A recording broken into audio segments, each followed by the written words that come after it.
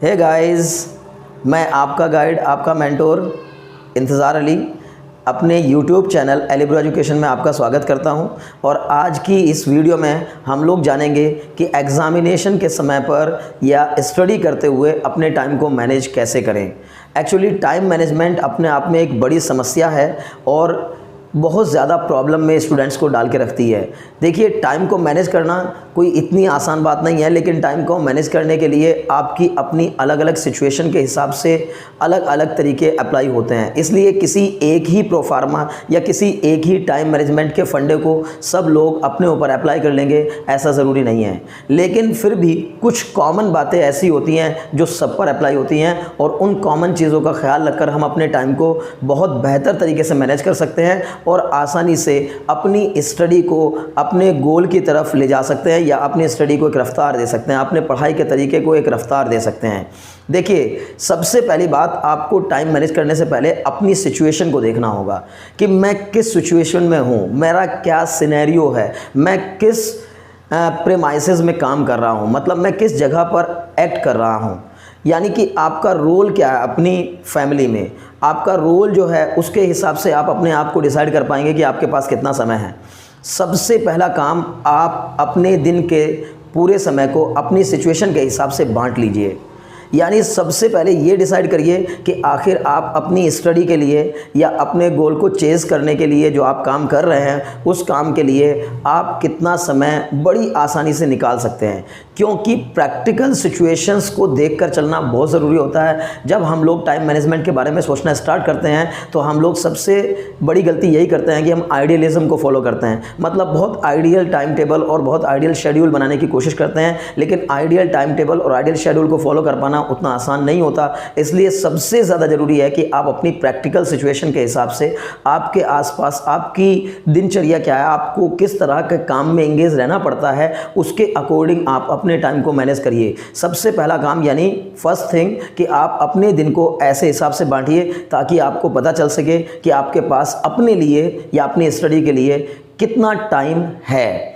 जब आपके पास वो टाइम का पता चल जाए, यानी आप ये डिसाइड कर लें कि मैं 6 घंटे या 7 घंटे या 8 घंटे अपनी स्टडी को बड़ी आसानी से दे सकता हूँ, तो फिर उसको दूसरे नंबर पर आपको करना क्या है, दूसरे नंबर पर आपको अपने सब्जेक्ट के डिफ़िकल्टी लेवल को देखते हुए उस टाइम को, अपने जो टाइम आपने अपनी स्टडी के लिए निकाला है, और वो टाइम आप बड़े आसानी से निकाल सकते हैं, उस टाइम को आप सिचुएशन के अकॉर्डिंग ही निकालिए। क्योंकि आप सिचुएशंस नहीं बदल सकते, बल्कि आप अपने काम करने के ढंग को थोड़ा बदल सकते हैं। यानी आपकी जो सिचुएशंस हैं, आप अपनी फैमिली में जो रोल अदा कर रहे हैं, उस फैमिली के अपने रोल को आप चेंज नहीं कर सकते, बिकॉज बहुत सी चीज़ें ऐसी होती हैं जो आप नहीं बदल सकते और सबके लिए अलग अलग सिचुएशंस होती हैं। तो आप अपनी सिचुएशन के अकॉर्डिंग पता करिए कि मेरे पास 3 घंटे किस समय में, जैसे हो सकता है कि आपके पास 2 घंटे सुबह के टाइम में हो, 3 घंटे शाम के टाइम में हो और 1 या 2 घंटा आपके पास दोपहर के समय में हो। ऐसा भी हो सकता है कि आपका पूरा स्लॉट ऊपर का 6 घंटे का खाली हो, शाम का स्लॉट आपका पूरा भरा हुआ हो। ऐसा भी हो सकता है कि आपका शाम का स्लॉट खाली हो, ऊपर का स्लॉट पूरा भरा हुआ हो। ऐसा भी हो सकता है कि आपके पास रैंडम समय हो, मतलब कहीं 1 घंटा, कहीं आधा घंटा, कहीं 2 घंटे, और आपको कुछ और डिफरेंट काम भी करने पड़ रहे हों, तो उनके बीच बीच में जो टाइम निकल रहा है उस तरह का टाइम आपके पास हो। लेकिन आप सबसे पहले ये कैलकुलेट कर लीजिए कि आप मैक्स टू मैक्स, ज़्यादा से ज़्यादा कितना समय अपनी स्टडी के लिए निकाल सकते हैं। जब आप वो स्टडी का समय निकाल लें, तो मान लीजिए कि आपने मसलन 6 घंटे अपनी स्टडी के लिए निकाल लिए हैं, आपको लगा कि मैं 6 घंटे बड़ी आसानी से दे सकता हूँ, तो फिर दूसरे नंबर पर आप उस 6 घंटे को अपने सब्जेक्ट्स की डिफ़िकल्टी लेवल के हिसाब से या अपने सब्जेक्ट्स, उस सब्जेक्ट में आपकी रुचि किस तरह की है, या कौन सा सब्जेक्ट आपको ज़्यादा डरा रहा है, या कौन सा सब्जेक्ट को पढ़ने का कम मन करता है, उस सब्जेक्ट के हिसाब से आप लोग क्या करिए, अपने टाइम को रेशियो में बांट लीजिए। मान लीजिए डिफ़िकल्टी लेवल के हिसाब से आप बांटते हैं, आपको लगता है कि कोई एक सब्जेक्ट आपका बहुत ज़्यादा कमांड नहीं है उस सब्जेक्ट पर, या वो आपको बहुत परेशान कर रहा है, तो उस सब्जेक्ट को थोड़ा टाइम ज़्यादा दीजिए। और उसको आप इस तरह से बांट सकते हैं कि 40:20:20:10:10 में आप उसको कन्वर्ट कर सकते हैं। मतलब अगर आपके पास जितना भी समय है उसमें से 40% हिस्सा सबसे डिफ़िकल्ट सब्जेक्ट को दीजिए जो आपको लग रहा है कि वो मुझे बहुत परेशान कर रहा है अपने अकॉर्डिंग। फिर उसके बाद बचा हुआ जो आपके पास 60% टाइम है उसमें से 20% हिस्सा सेकंड प्रायोरिटी पे जो आपका सब्जेक्ट आ रहा है, थर्ड वाला जो डिफ़िकल्ट सब्जेक्ट आपको लग रहा है, फिर 20% हिस्सा उसको दीजिए और 10% हिस्सा उन सब्जेक्ट्स को दीजिए, 10% हिस्सा जो आपको थोड़ा सा कम मुश्किल लग रहे हैं। तो अपने टाइम स्लॉट को इस तरह से बांटिए, ठीक है। जब वो टाइम स्लॉट आपका बढ़ जाए तो सबसे पहली बात फिर उन सब्जेक्ट के हिसाब से आपने जो टाइम स्लॉट अपना लिया है या जिस सब्जेक्ट के लिए जो टाइम आपने चूज़ किया है उस टाइम टेबल के हिसाब से उस सब्जेक्ट को पढ़िए और जिस सब्जेक्ट को दिया गया है वो टाइम में किसी और सब्जेक्ट को पढ़ने का कोई मतलब नहीं है। आपने जब एक बार मन बना लिया है कि मुझे इस टाइमिंग में ये सब्जेक्ट पढ़ना है, इस टाइमिंग में ये सब्जेक्ट पढ़ना है, तो बस उस स्लॉट पर वही सब्जेक्ट आपको पढ़ना है। और जब आपका कंफर्टेबल जोन जो है थोड़ा बदल जाए, यानी हो सकता है कि आप किसी एक सब्जेक्ट को ज़्यादा समय दे रहे हो शुरुआत में और आपकी उस सब्जेक्ट में कंफर्टेबिलिटी आ जाए और किसी दूसरे सब्जेक्ट को आपको लगे कि यहाँ थोड़ा सा अभी वीक पढ़ रहे हैं तो यहाँ के सब्जेक्ट को हम लोग कैसे मैनेज करें, तो उस समय को आप इधर से उधर भी क्या कर सकते हैं, थोड़ा बांट सकते हैं। यानी कि जो रेशियो है उसको थोड़े थोड़े दिन बाद रिवाइज करते रहिए, देखते रहिए कि आप किस समय अब आप इस समय आप किस सब्जेक्ट में कंफर्टेबल जोन में हैं। जिस सब्जेक्ट में आप कंफर्टेबल जोन में हो उसको थोड़ा सा कम कर दीजिए और जिस सब्जेक्ट में आप कंफर्टेबल जोन में नहीं है उस सब्जेक्ट को थोड़ा सा ज़्यादा समय दीजिए। और सबसे चौथे नंबर पर जो बात आती है उसमें आपको सबसे पहली बात कि पढ़ने बैठने से पहले ही ये डिसाइड कर लेना है कि आपको पढ़ना क्या है और कितना पढ़ना है। क्योंकि सबसे बड़ा सवाल जो स्टूडेंट के सामने आकर खड़ा होता है वो यही होता है कि पढ़ने का मन बना लेता हूँ, पढ़ने के लिए समय निकाल भी लेता हूँ, लेकिन वो पढ़ने के लिए जो मैंने समय निकाला है उस समय में जब मैं पढ़ने बैठता हूँ तो सबसे पहले सवाल आके खड़ा हो जाता है कि क्या पढ़ना है। देखिए, क्या पढ़ना है जैसा सवाल आपको कभी पढ़ने नहीं देगा, क्योंकि कोई भी चीज़ जब आप पढ़ने बैठोगे तो आपको क्या पढ़ना है से ही शुरुआत होकर के लास्ट में क्या पढ़ना था क्या नहीं पढ़ना था वहीं से वो एंडिंग हो जाएगी। तो सबसे ज़रूरी है कि आपने जो सब्जेक्ट पढ़ना है उसको पहले से डिसाइड करके रखिए और कितना पढ़ना है उसको पहले से डिसाइड करके रखिए। रैंडम रीडिंग से बचिए। रैंडम रीडिंग का मतलब होता है कि आपने मन किया तो अभी आप आके बैठे और आपने उठाया और स्टडी करना शुरू कर दिया। मान लीजिए फिजिक्स आपने स्टडी करना शुरू कर दिया, थोड़ी देर बाद फिजिक्स बस 10 मिनट 15 मिनट बीते नहीं कि आपको फिजिक्स से क्या होने लगा, मोह भंग हो गया। आपने कहा चलो नहीं, अभी आज केमिस्ट्री पढ़ते हैं, कल से फिजिक्स देखेंगे। तो फिर आपने केमिस्ट्री उठाया, 2-4-10 मिनट के लिए आपने केमिस्ट्री पढ़ा। उसके बाद फिर क्या हुआ कि आपने मैथमेटिक्स को उठा लिया। अब मैथमेटिक्स उठाया, ऐसे करते करते आपका 1-1.5-2 घंटा बीत गया।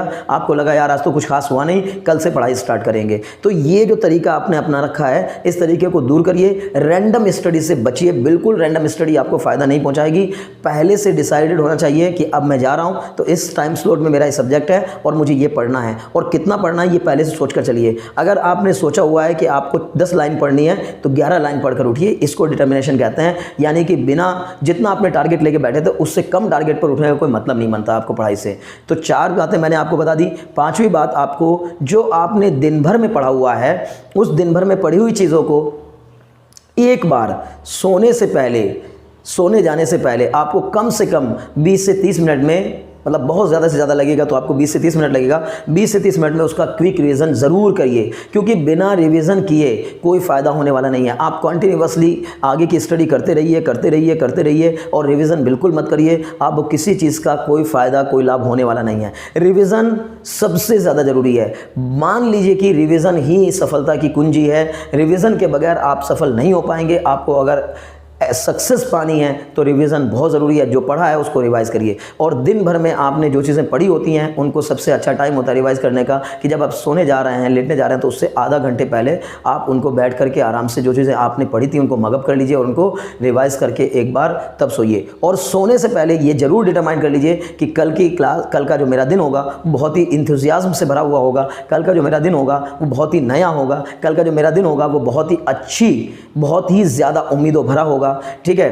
तो जब ये चीज़ें लेकर के आप सोएंगे तो अगली सुबह आपको एक उत्साह के साथ उठने का मन करेगा और जब आप सुबह में फिर से उठेंगे तो फिर से अपने उस शेड्यूल को फॉलो करिए। तो मैंने आपको 5 बातें बताई हैं। इन 5 बातों को अगर आपने ध्यान में रखा तो मैं उम्मीद करता हूं कि आप अपने टाइम को बहुत अच्छे से मैनेज कर सकेंगे और टाइम के मैनेजमेंट में आपको समस्या नहीं आएगी। देखिए, मैं बार बार फिर से एक बार याद दिला दूं कि टाइम का मैनेजमेंट किसी एक पर्टिकुलर टाइम टेबल को मैं आपके ऊपर थोप दूं कि ये टाइम टेबल फॉलो करिए और इस टाइम टेबल के फॉलो करने से आप सक्सेस हो जाएंगे, आपको 100% सफलता मिल जाएगी। और वो टाइम टेबल आपको फॉलो करने की आपकी सिचुएशन ही ना हो तो किसी कीमत पे आप उस टाइम टेबल को फॉलो नहीं कर सकेंगे। तो सबसे पहला काम, अपने दिन को आप जो है ना अपने सिचुएशन के अकॉर्डिंग बांटिए। फिर जितना टाइम आपके पास स्टडी के लिए निकल रहा है उसको आप रेशियो में बांटिए। 40:20:20:10:10 के रेशियो में बांट दीजिए। और फिर उसके बाद जब आपने सब्जेक्ट को टाइम दे दिया कि इस सब्जेक्ट को इतना टाइम देना है, इसको इतना टाइम देना है, तो फिर जिस सब्जेक्ट को जो टाइम दिया है उस सब्जेक्ट को उस टाइम में जरूर पढ़िए। उसके अलावा कोई और सब्जेक्ट उस समय में नहीं पढ़िए। और जब आप पढ़ने बैठ जा रहे हो तो पढ़ने बैठने से पहले डिसाइड करिए कि आपको पढ़ना क्या है और कितना पढ़ना है। तो 4 बातें हो गई। 5वीं बात, सबसे ज़रूरी बात यह है कि आपने दिन भर जो पढ़ा उसको सोने से पहले एक बार ज़रूर रिवाइज करिए। Very very thanks for watching.